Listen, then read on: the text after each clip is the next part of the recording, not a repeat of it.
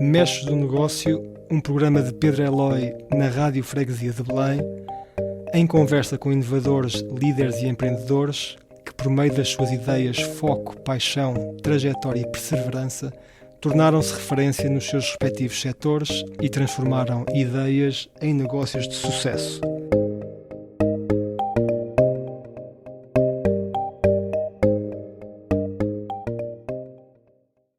Temos hoje ao telefone Ricardo Correia, cofundador e responsável por Business Development da Untile, empresa criada em 2009 e focada no desenvolvimento de produtos digitais personalizáveis para startups dinâmicas e gigantes empresariais. Ao longo da sua carreira profissional, Ricardo foi mentor de startups em Braga, advisor na Tomorrow Education Technologies e na LAI, cofundador na Happy Fact e diretor de operações na 2+More. A Untile está há 16 anos no mercado, trabalhou com mais de 100 empresas, executou mais de 400 projetos digitais e conquistaram, à data de hoje, 7 prémios no seu vertical. Ricardo, bem-vindo ao programa Mestres do Negócio. É um prazer ter-te connosco. Olá Pedro, muito obrigado pelo convite. É um gosto enorme também poder estar aqui convosco e partilhar aqui um pouco sobre a nossa empresa. Obrigado, Ricardo.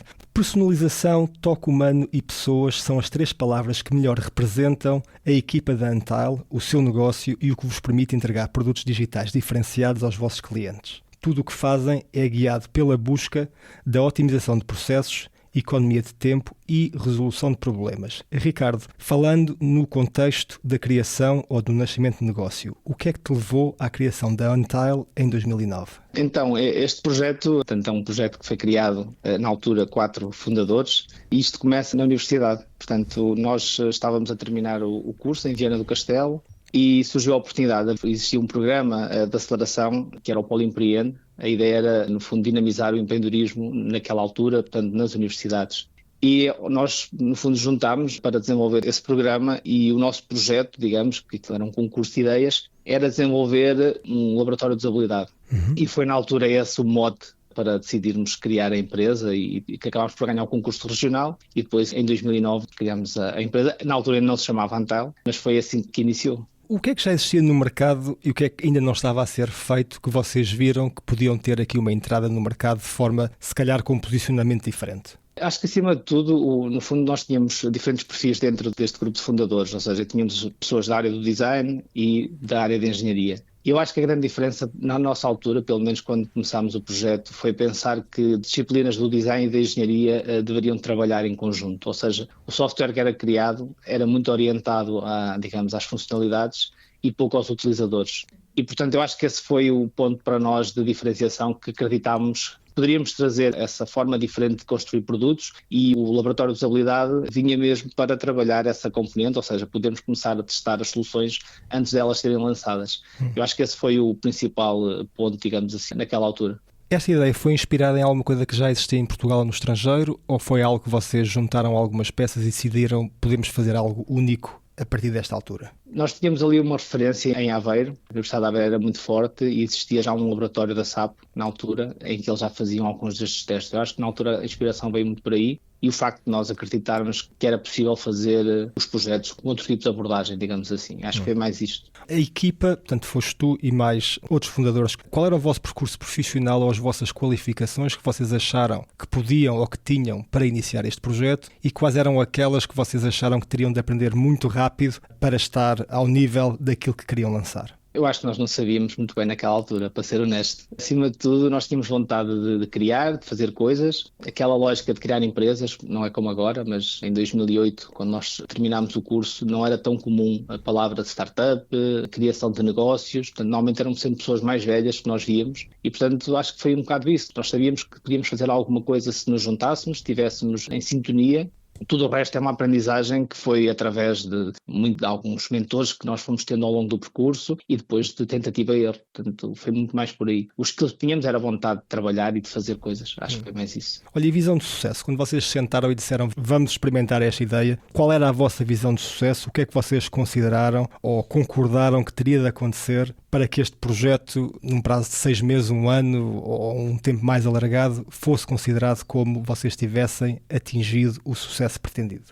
O principal foco para nós sempre foi fazer produto. ou seja, produto, desenvolver software, não é? Para a solução de problemas das pessoas. E, portanto, essa era a nossa métrica. Nós começámos o projeto com um primeiro produto, na altura 2 fundadores tinham desenvolvido um projeto de boleias, foi um projeto na altura que iniciou em Portugal, em que as pessoas podiam partilhar, digamos, a boleia de Porto para Lisboa, ou seja, alguém que fosse fazer esse trajeto podia levar alguém no carro e, portanto, havia ali uma plataforma que fazia essa partilha. E esses mesmos founders trouxeram-nos um produto, um desafio, na altura era o Tricla, e foi esse projeto o primeiro mote, e para nós a identificação do sucesso era nós conseguirmos nos manter a desenvolver produto e conseguirmos, no fundo, não dependermos de vários clientes, mas termos um produto onde nós estivéssemos 100% focados. Essa era a nossa métrica principal. Como é que vocês definiram o vosso mercado-alvo? Ou seja, quem seria as pessoas ou as empresas a quem vocês iriam vender numa fase inicial? Nós no início não definimos isso muito bem, até porque foi uma consequência, porque a nossa lógica, como eu dizia há pouco, era fazer produto, e nós tivemos esse projeto que na altura nos permitiu trabalhar durante 6 meses.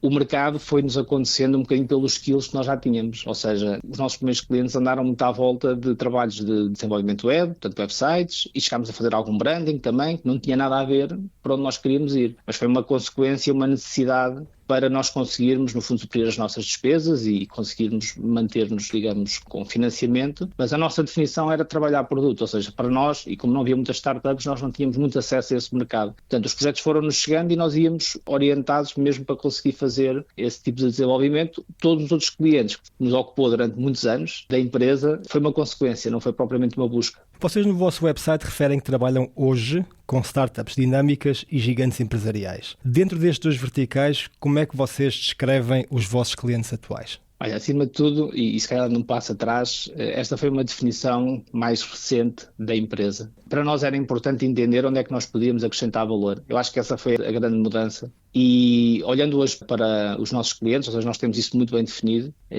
nós trabalhamos dentro das startups, existem aqueles projetos que nós chamamos de early stage, ou seja, são projetos que estão ainda numa fase de concepção, já fizeram talvez algum protótipo, algum teste, e precisam de uma equipa para os ajudar a desenvolver o produto, normalmente mais orientado a fundadores não técnicos. Portanto, dentro das startups trabalhamos com esses e trabalhamos com startups mais em crescimento. Portanto, as startups já estão muito financiadas, já têm produto, equipas de engenharia internas, portanto, têm a necessidade de escalar mais rápido e, portanto, precisam de algum apoio e suporte de equipas experientes e com know-how para os ajudar nesse processo. Depois temos um outro vertical, que tem a ver com as corporates, essas grandes empresas. Parece que uma não bate com a outra, não é? Portanto, são 2 realidades tão diferentes, mas essencialmente o nosso foco aí, onde nós trabalhamos e onde gostamos de estar nesses projetos, tem a ver com os departamentos de inovação dentro das grandes empresas, ou seja, empresas que precisam de inovar, de lançar novos produtos ao mercado. No fundo, a nossa estrutura e a forma como nós operamos permite-nos ser esse parceiro junto destas empresas, ou seja, aceleramos muito o processo deles, mas trazemos também muito das aprendizagens e deste trabalho que fazemos com as startups, o que ajuda muito a acelerar e a criar esses novos produtos dentro destas organizações. Olha, em relação à concorrência, portanto, com a massificação do digital, quer do lado da oferta, quer do lado dos utilizadores, quem são hoje os vossos concorrentes? Essa é uma pergunta que eu às vezes também me faço.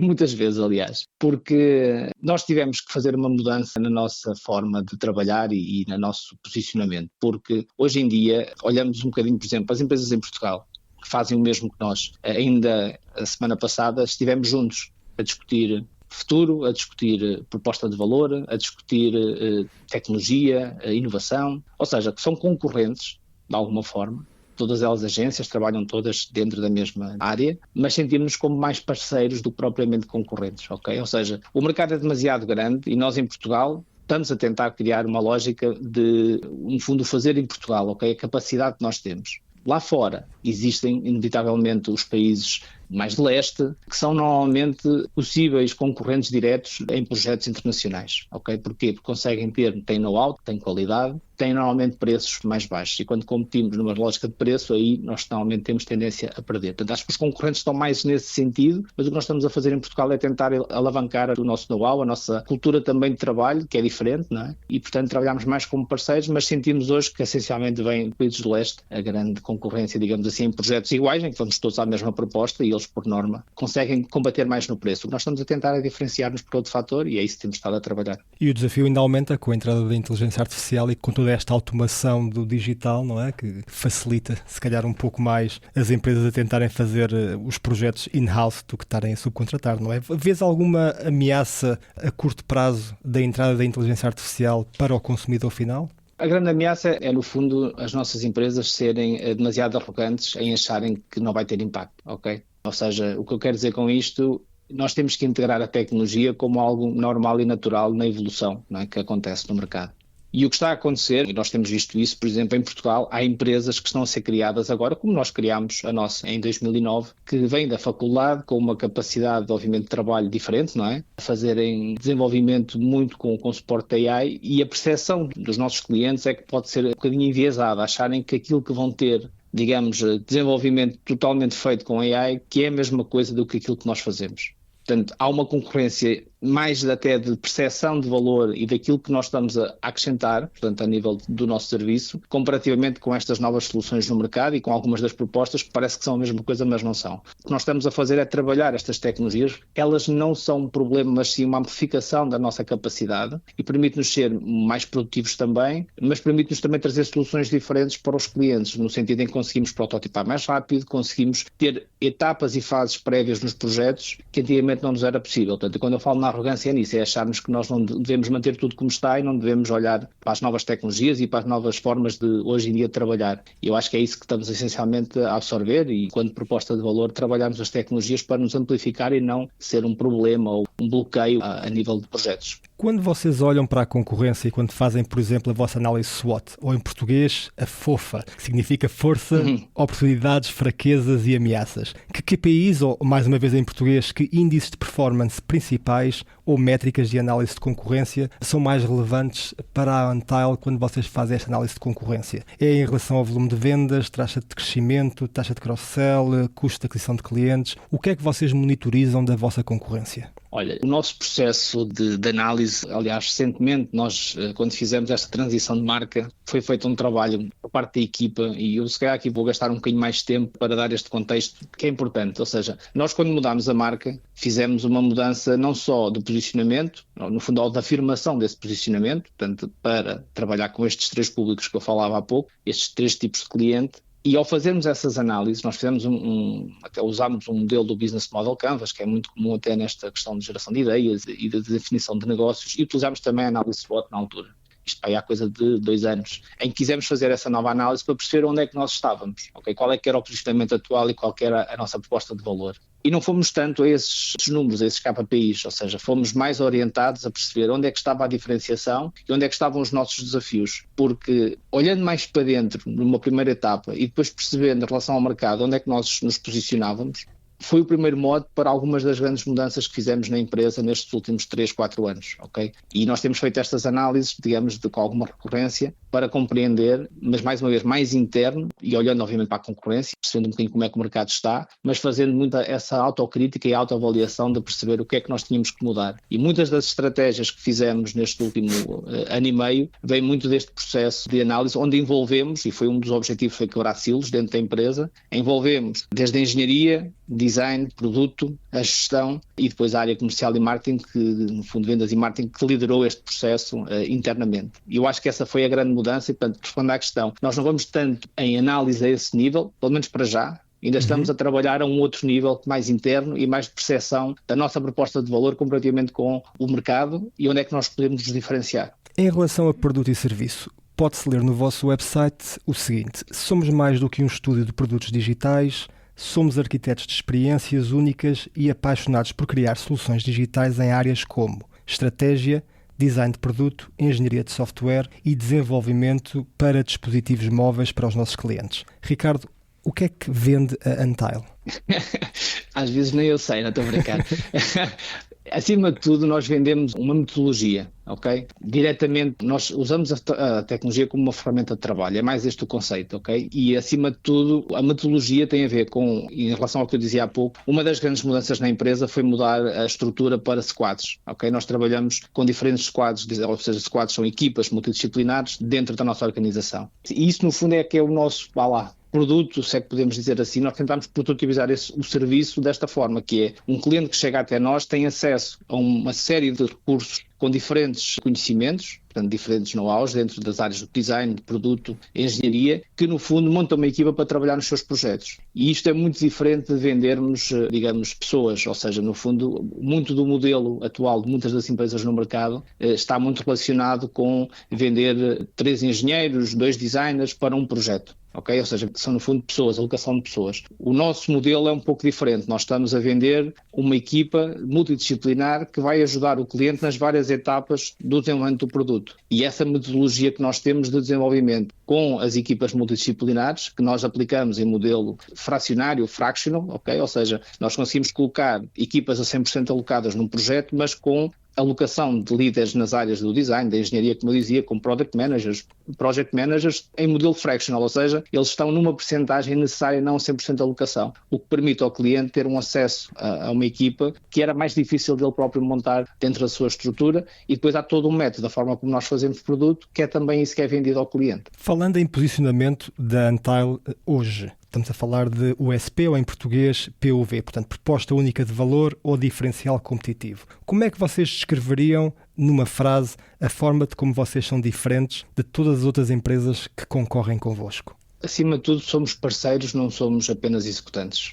Eu acho que é mais isso. Ok. Portanto, se eu falar de preço, metodologia, proximidade ao cliente, a vossa forma de oferecer serviços, vocês têm algum diferencial que vocês promovem com os vossos clientes existentes e com os vossos novos clientes para projetos que vos aparecem? Acima de tudo, a metodologia e o talento, ou seja, a nossa capacidade técnica, que os outros também a têm, não ponho isso obviamente em causa, claro que o têm, mas acima de tudo a metodologia e a forma como criamos empatia desde o momento zero com o cliente. Olha, introdução de novos produtos no mercado. Estamos no mercado tecnológico, estamos no mercado onde as ferramentas de inteligência artificial cada vez permitem fazer mais tarefas mais rápidas e mais automatizadas. Com que frequência é que vocês introduzem novos produtos ou serviços no mercado, quer para clientes novos, quer para clientes existentes?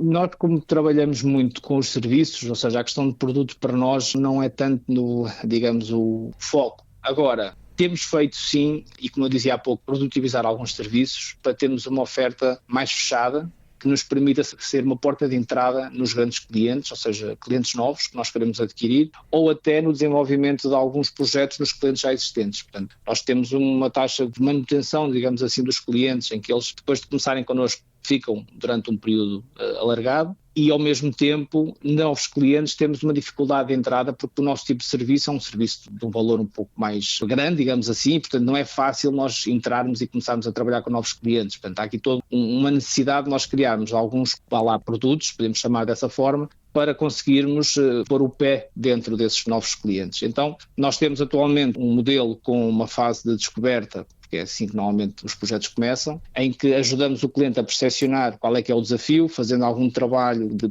research junto dos seus clientes, falando com os stakeholders internos, e a partir daí, ou seja, stakeholders dos vários responsáveis dentro da organização para aquele serviço ou produto que quer ser criado, e essa tem sido novos produtos que nós estamos a colocar no mercado, ou seja, sem desenvolvermos o projeto na atualidade, com um valor mais baixo, no fundo, com cerca de 2 a 4 semanas de trabalho, conseguirmos entrar nesses projetos, fazer esse trabalho e perceber onde é que está o desafio e a necessidade, para que depois a proposta de produção seja uma consequência desse primeiro trabalho. Mas este primeiro trabalho sendo já pago, não é? Não é uma lógica de fase de proposta ainda, e isso tem sido, no fundo, a nossa tentativa para trabalhar nos clientes atuais ou para a angariação de clientes novos. Focando nos serviços que vocês oferecem, incluindo a vossa metodologia de trabalho, vocês têm alguma propriedade intelectual registada? Não temos. Ok. Nesta área não é propriamente, digamos, comum, embora nós tínhamos um processo que nós chamávamos a U-Framework, que vinha da Antile, mas nunca registámos. Portanto, no fundo, era a nossa metodologia, a nossa forma de fazer projetos, mas não tem um registro propriamente dito. E prevêem usar propriedade intelectual num futuro próximo ou longínquo, por exemplo, para a vossa potencial expansão, licenciamento dos vossos modelos, da vossa metodologia, ou eventualmente para franchisar a vossa equipa noutros países, ou isso não está no vosso radar? Para já não está no radar. Okay. Não sei se no futuro poderá ser uma opção, mas para já não. No vosso website vocês têm uma série de case studies que demonstram a interação com alguns dos vossos muitos clientes ao longo de todos estes anos. Fazia-te a pergunta de como é que vocês conquistaram o vosso primeiro cliente, se ainda te lembras. Sim, lembro. Nós tivemos, digamos, quando criámos a empresa em 2009, nós tínhamos alguns amigos e, portanto, o primeiro cliente foi uma empresa de telemóveis, na altura chamava-se Voicecom, e foi o primeiro cliente, ou seja, ele precisava de um website e nós, como eu disse, estávamos a trabalhar naquele produto, portanto, tínhamos ali uma parte da equipa a trabalhar esse produto e depois precisávamos de pagar as contas e então esse primeiro projeto foi um website, depois esse projeto conhecia mais outra pessoa e então nós, os primeiros 5 clientes do primeiro ano foram todos assim, um referenciou o outro referenciou o outro e basicamente o primeiro foi o mote para chegarmos depois a mais clientes e a mais projetos. Portanto, tu mencionaste que no primeiro ano vocês tiveram ou geriram cerca de uma carteira de 5 clientes. Hoje, quantos clientes em média é que vocês gerem por ano? O que puderes revelar, claro. Sim, nós normalmente conseguimos ter hoje em produto, portanto, como eu disse, nós estamos separados em 2 áreas, produto e web. O produto representa cerca de 82% do negócio e o web cerca de 15% a 18%. Estamos a falar no total à volta dos 26 clientes, ou seja, 8 clientes em produto e cerca de 18 em web. Portanto, em web tem sempre muito mais volume, embora com uma equipa mais pequena, são projetos mais pequenos também, mas fazemos mais projetos, gerimos mais clientes. Olha, ainda falando em clientes, se puderes pôr aqui um comentário teu em relação, claro, falando em médias, do custo de aquisição dos vossos clientes, portanto o CAC, o CAC, e o valor de vida de um cliente, ou seja, em inglês, o Customer Lifetime Value. Podes-nos dar algum comentário de quais são os custos ou quais são os números destes dois conceitos para a vossa empresa? Então, o custo de aquisição é alto para nós, em produto. Em web é mais baixo, mas em produto é alto, porque nós, no fundo, o nosso objetivo é conquistarmos cerca de 8 clientes novos por ano, mais ou menos. Okay? Temos capacidade para produzir mais também e temos também contratação aberta e temos parceiros. Portanto, esse custo é alto porquê?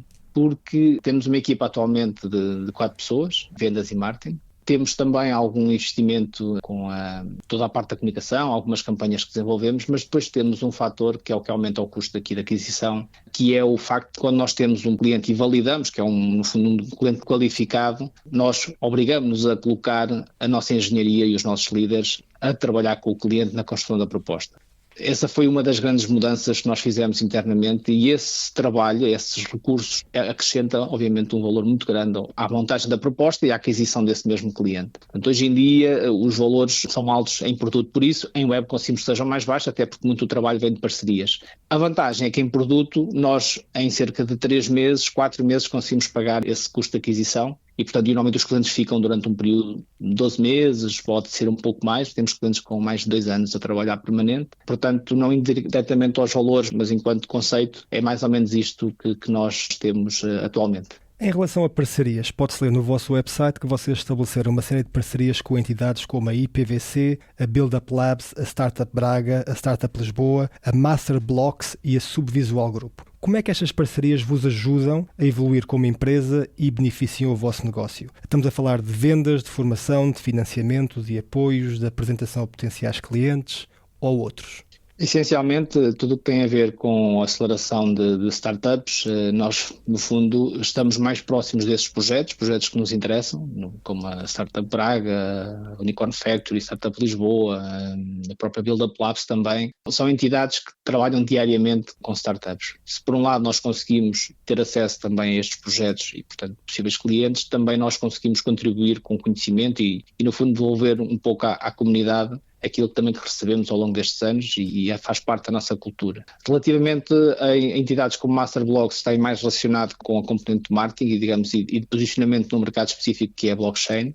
E depois temos a Subvisual, que podia ser vista, lá está, como um concorrente, mas não é um parceiro, em que trabalhamos juntos em projetos, em que eles nos referenciam a alguns clientes e que, em outros casos, trabalhamos juntos, ou seja, eles têm projetos, precisam de algum apoio e nós trazemos esse apoio com as nossas equipas, temos hábitos de trabalho conjuntos, portanto, as parcerias para nós, desde o momento zero da empresa, sempre foram muito importantes, porque são sempre complemento àquilo que é a nossa oferta e é sempre esse o nosso objetivo. Estratégia de preços. Que metodologia é que vocês utilizam para definir os preços dos vossos produtos ou serviços? Vocês focam-se no custo de produção, em produtos comparáveis, no valor da entrega aos clientes ou em outras metodologias? Acima de tudo, no valor que entregamos ao cliente. Inevitavelmente nós temos que calcular preço em função de alocações, não é? Das nossas equipas, mas não é só esse o fator diferenciador. Tem que ser também aquilo que nós acrescentamos ao negócio e aquilo que o cliente pode tirar como mais-valias através do serviço que nós vamos prestar. Portanto, é mais aí que nós focamos.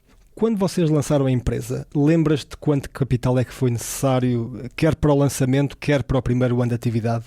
Sim, nós na altura tivemos algum financiamento externo através de um programa de aceleração que se chamava ILE, do IFP, que era Iniciativas Locais de Emprego, em que nos foi possível angariar 40 e qualquer coisa mil euros. Isso suportou-nos o custo, o fundo de orçamento foi à volta de 60 mil euros no primeiro ano, os 40 mil para comprar equipamento, as licenças, porque na altura as licenças eram bastante caras também, no nosso caso usávamos essencialmente da Adobe, e foi mais ou menos isso, ou seja, material, licenças, uma impressora, aquelas coisas básicas. E depois tivemos os custos dos recursos humanos, não é? Portanto, os nossos salários, e foi cerca de 17 mil euros, mais ou menos, portanto, à volta de 60 mil o custo total no primeiro ano. A vossa operação de hoje, para manterem a operação em funcionamento, podes-nos dar alguma ideia de quanto é que te custa a cada 12 meses e, acima de tudo, onde é que está este maior custo? Portanto, é em software, é em tecnologia, é em pessoas, é em escritório? Cerca de quase 90%, 80% e tal, muito próximo de 90% é recursos humanos, o custo. E atualmente está muito próximo dos 2 milhões. Ok. Em relação a receitas, vocês iniciaram a vossa atividade em 2009. Perguntava-te, se ainda te lembras, quanto tempo é que vocês demoraram até atingir o primeiro euro de lucro? Primeiro ano. Nós desde o primeiro ano que sempre fomos lucrativos. Olha, e as vossas estimativas para o ano 1 foram atingidas? Ficaram aquém? Eu acho que nós não tínhamos estimativas, honestamente. Eu lembro-me que nós tivemos nesse ano à volta de 8, 9, 10 clientes. Aqueles primeiros 5 realmente foram o que deram o avanço, mas, por exemplo, 2 clientes geraram mais de 50% da faturação, que foi um cliente que foi a Ordem dos Médicos Veterinários, que começou em 2009 connosco e ainda hoje é nosso cliente.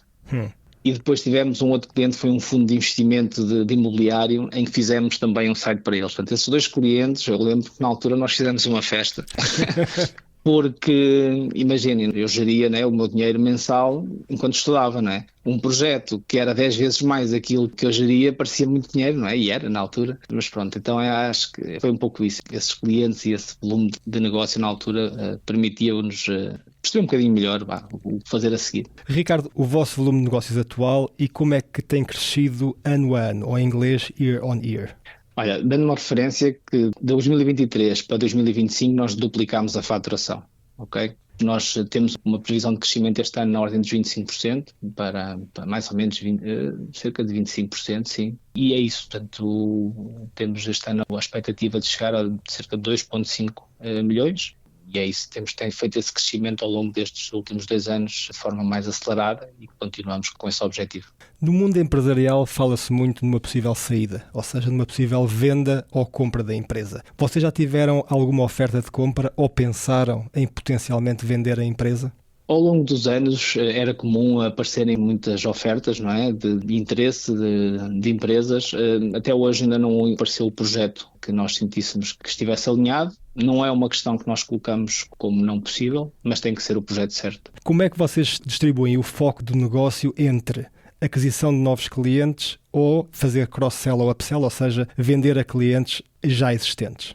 Ora, hoje em dia eu diria que está nos 50-50, mas até há pouco tempo era única e exclusivamente nos clientes onde nós já estávamos a trabalhar, porque nós não estávamos a fazer grande trabalho de aquisição. Fazíamos o normal, mas sem grande foco aí.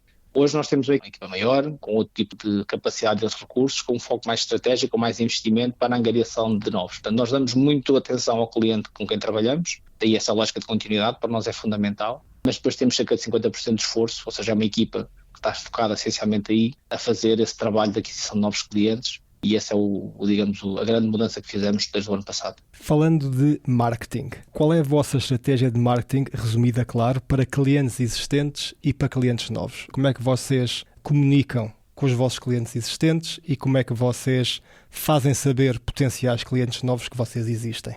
Nós temos 2 abordagens aqui que atualmente estamos a utilizar. Essencialmente, enquanto comunicação, é comunicarmos mais valor, ou seja, aquilo que nós fazemos, como fazemos, nomeadamente nesta questão até do próprio AI, nós sermos, no fundo, criadores também desse conteúdo e não apenas seguidores. porque acreditamos que se conseguirmos passar a mensagem e, acima de tudo, se partilharmos com a comunidade aquilo que estamos a fazer, é uma das formas, talvez, a mais interessante de mostrar essa capacidade de podermos ser um parceiro para futuros clientes. E, portanto, estamos mais focados nessa comunicação, falar um pouco também daquilo que são os nossos projetos que já desenvolvemos e depois de alguns eventos que estamos a organizar dentro da nossa comunidade, onde convidamos várias pessoas da área, digamos assim, para termos conversas à volta de startups, desenvolvimento de produto, de estratégia, de mercado, research, coisas que nós trabalhamos no dia-a-dia. Portanto, essa é uma das formas. A segunda, a nível de trabalho com clientes, e aí numa abordagem mais direta, ou seja, temos uma equipa que faz contacto direto com possíveis clientes dentro de áreas que nós trabalhamos, a nível de indústria,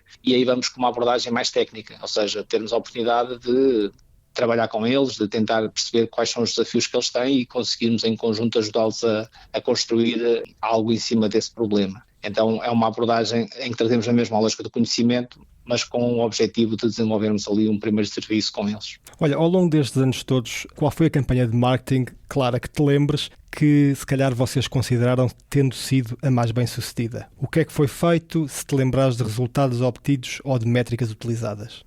Nós nunca tivemos, honestamente, uma estratégia no passado muito focada em angariação, ok? Sempre foi mais, eu diria que a melhor estratégia que fizemos, não tanto de clientes, mas foi muito mais orientada à retenção de talento e à angariação de novo talento, ok? Quando eu falava que em 2023 até 2025 fizemos este crescimento, nós precisámos de contratar bastante. Então a nossa melhor estratégia de marketing e que teve melhores resultados foi exatamente essa, ou seja, nós fizemos todo um trabalho de falar mais sobre a empresa, de falarmos sobre aquilo que eram as condições que nós tínhamos, qual é que era a visão que nós tínhamos para o futuro, para onde é que nós estávamos a caminhar, qual era o tipo de projeto onde nós estávamos a trabalhar, como é que era o nosso dia-a-dia na empresa e quais é que são os valores e a cultura da Untiles. E essa estratégia de marketing foi a primeira que começámos a fazer mais, tanto com foco, neste caso no talento, e permitiu-nos que ao longo deste último ano e meio crescermos a nossa equipa, trazermos cada vez melhor talento para dentro da nossa estrutura e pessoas com um alinhamento cultural que obviamente facilita muito depois o trabalho. Portanto, eu diria que essa foi a campanha que melhor sucesso teve, não tanto na angariação de clientes, mas sim na angariação de talento, que é fundamental para depois executarmos os projetos nos clientes. Ricardo, e falando de talento, passamos ao próximo ponto, que é, no fundo, gestão de pessoas. Eu li no vosso website a seguinte frase: estamos sempre à procura de pessoas talentosas. E pelo que vi também, vocês têm hoje pelo menos 4 vagas abertas de contratação no vosso website. Perguntava-te quem foram os fundadores da Untiles e quem são os diretores atuais. Olha, os fundadores, portanto, eu, o Miguel Oliveira e o Nelson Alves, ok, que fundámos a empresa, juntamente na altura ainda com o Sérgio Laranjeira, que era um dos fundadores. Eu faço sempre questão de falar nele, continuamos amigos. E depois, mais recente, há cerca de 4, 5 anos, acho que não estou a cometer aqui nenhuma gafe, nós convidámos 3 pessoas para se juntarem à empresa e com um papel também de stakeholders dentro da estrutura. No fundo, o Miguel é o diretor-geral da empresa, o Nelson é o responsável de estratégia, produto, design, no fundo acaba por trocar nestas 3 áreas. A Elizabeth tem a responsabilidade de recursos humanos, que é a nova pessoa que se juntou. O Abel Soares, que tem a responsabilidade técnica, mais orientada aqui ao desenvolvimento, com o Rafael, que é também o outro elemento que se juntou também à liderança da empresa, com a responsabilidade também técnica, a nível de engenharia, e depois, no meu caso, eu faço a parte de negócio e vendas. E, portanto, estes são atualmente os líderes dentro das várias áreas da empresa, que nos permite, nós temos um trabalho conjunto para pensarmos futuro, para pensarmos a empresa, e, no fundo, tem sido um pouco esta é a atual estrutura da empresa. Olha, em relação ao lucro e talento, como é que vocês gerem o equilíbrio entre rentabilidade e retenção de talento no dia-a-dia, especialmente no mundo cada vez mais automatizado? A senioridade eu acho que é a chave para nós, ok? Porque lá está, com as ferramentas que nós temos hoje disponíveis, a rentabilidade vem muito dessa capacidade de decisão e de humanizarmos também aquilo que é o desenvolvimento. Pessoas mais júniores ou com menos experiência acabam também por usufruir deste talento mais sénior. Portanto, a rentabilidade vem muito daí, vem da conjugação destes 2 fatores: experiência, capacidade de produção, utilização de ferramentas que temos hoje disponíveis e, portanto, acrescentar este valor aos clientes é o extra em cima de tudo isto. Portanto, não é apenas o tempo de desenvolvimento, como eu dizia há pouco, em que há muito esta lógica, às vezes, de colocar recursos em clientes, é muito mais este conhecimento do mundo todo que permite trazer este valor e que nos permite, obviamente, tornar-nos mais rentáveis também no final do dia. Ricardo, expansão. Como é que vocês veem o vosso mercado no futuro? Vêem-se a expandir para outros verticais, servir mais ou melhor os verticais existentes, com cross-sell e upsell, servir clientes noutras geografias ou outras formas de expansão? Nós atualmente, o nosso grande foco a nível de expansão está em mercados, ou seja, nós estamos a apostar muito nos Estados Unidos, mercado de Inglaterra, e temos depois o foco também de conseguirmos tocar ali um pouco no centro da Europa, mas principalmente estes 2 mercados é onde nós estamos a focar-nos, e passa por 2 dinâmicas. A primeira, os clientes que nós temos, ajudá-los a que eles cresçam e, portanto, nós continuarmos a trabalhar com eles por períodos mais longos, e, portanto, estamos a fazer isso. Em relação a novos clientes nestes mercados, tentarmos, lá está, conseguir tocar em 2, 3, 4 projetos mais estruturados, digamos assim, a nível de recursos, a nível de financiamento, e sermos também esse parceiro junto desses clientes. Portanto, a nossa lógica é tocar estes mercados porque têm condições financeiras mais favoráveis para o tipo de serviço que nós prestamos, e depois culturalmente, e os case studies que temos também nos ajudam a vender mais nesses clientes, nesses projetos e nessas geografias, e portanto essencialmente aí, não tanto uma lógica de expansão de outros serviços, porque aí normalmente trabalhamos com parceiros e quando necessário fazemos essa abordagem ao mercado conjunta, mas acima de tudo tentarmos trabalhar os clientes que temos atualmente e na aquisição de novos dentro deste mesmo modelo de continuidade e de longo prazo. Ricardo, passando para um contexto mais pessoal, o que significa para ti liderar? É uma pergunta interessante. Eu acho que, acima de tudo, é criar mais direção e significado. Ou seja, houve alturas em que definir objetivos e gerir tarefas era algo que eu estava mais focado e, no fundo, garantir que as pessoas percebem porque é que estão a fazer e aquilo que estão a fazer e qual é que é o seu contributo para algo maior dentro da estrutura. Portanto, hoje em dia é muito mais esta a dinâmica de liderança que eu vejo e que faz mais ressonância comigo, porque ao longo da carreira eu sinto que isto evoluiu bastante. Não é? Eu no início era mais focado, como eu dizia, em execução, aos resultados, garantir que as metas eram atingidas e com o tempo eu percebi que os resultados sustentáveis vêm quando as equipas estão alinhadas e motivadas e não pressionadas, não é? E hoje vejo-me como um líder mais orientado para o propósito, alinhamento de autonomia, que as pessoas consigam perceber e que consigam ter essa autonomia nas suas tarefas e definir claramente a visão e dar o contexto e depois dar espaço para que as pessoas possam crescer e assumir as responsabilidades. Chegamos ao último ponto desta entrevista, recomendação de um livro. Tens algum livro que tenhas lido recentemente e que te tenha inspirado em relação ao mundo atual ou à indústria pela qual trabalhas? E se sim, se podes dizer o tema, o título, o que mais gostaste e o autor do livro. É interessante a questão porque isto que eu falava há pouco, esta evolução, está muito ligada a esse livro, a um livro que eu li, que marcou, que é o Start With Why, do Simon Sinek. E ele reforça precisamente esta ideia, não é? Que a liderança não começa no quê, mas no como, não é? Ou no como, mas no porquê, neste caso. E sabermos questionar isso, ou seja, quando as pessoas entendem o propósito, esse compromisso deixa de ser imposto e passa a ser genuíno, não é? Ou seja, este livro, ele, essencialmente, a ideia principal é que líderes e organizações mais inspiradoras, não é? Começam com esse porquê, o propósito. E o interessante para mim é que este livro acabou por me dar uma lógica também de mudança até na própria cultura, na forma como nós abordamos o próprio dia-a-dia e a mensagem da empresa, não é? A simplicidade que o conceito tem e a aplicabilidade do mesmo, que é uma ideia aparentemente simples, não é? O propósito, porque é que fazemos isto? E não tanto a lógica do serviço, da tecnologia, mas mais o valor que nós acrescentamos. E, portanto, este livro fez-me refletir muito sobre esse alinhamento estratégico, perceber que o porquê não é apenas uma mensagem de marketing, mas algo que deve orientar decisões, cultura e posicionamento da empresa. E, portanto, acho que no contexto atual, em que há muita concorrência e diferenciação, a diferenciação é muito difícil, ter esta clareza do propósito e a vantagem competitiva real, no fundo, ou seja, é uma vantagem no final do dia. E as organizações que sabem explicar claramente porque é que existem, conseguem atrair talento, clientes e criar relações mais duradouras. Ricardo, obrigado por ter estado connosco neste episódio do Mestres do Negócio. Muito obrigado mais uma vez pelo convite e até breve. No próximo episódio continuaremos as conversas com inovadores, líderes e empreendedores que, através das suas ideias, foco, paixão, trajetória e perseverança, se tornaram referências nos seus setores e transformaram ideias em negócios de sucesso. Obrigado por terem estado connosco e até ao próximo episódio. Ouça este programa sexta-feira às 10 horas, com repetição na segunda-feira às 15 horas. Mestres do Negócio, um programa de Pedro Eloy na Rádio Freguesia de Belém.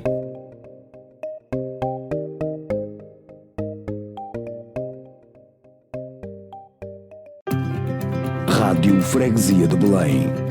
A sua voz, aqui, para o mundo.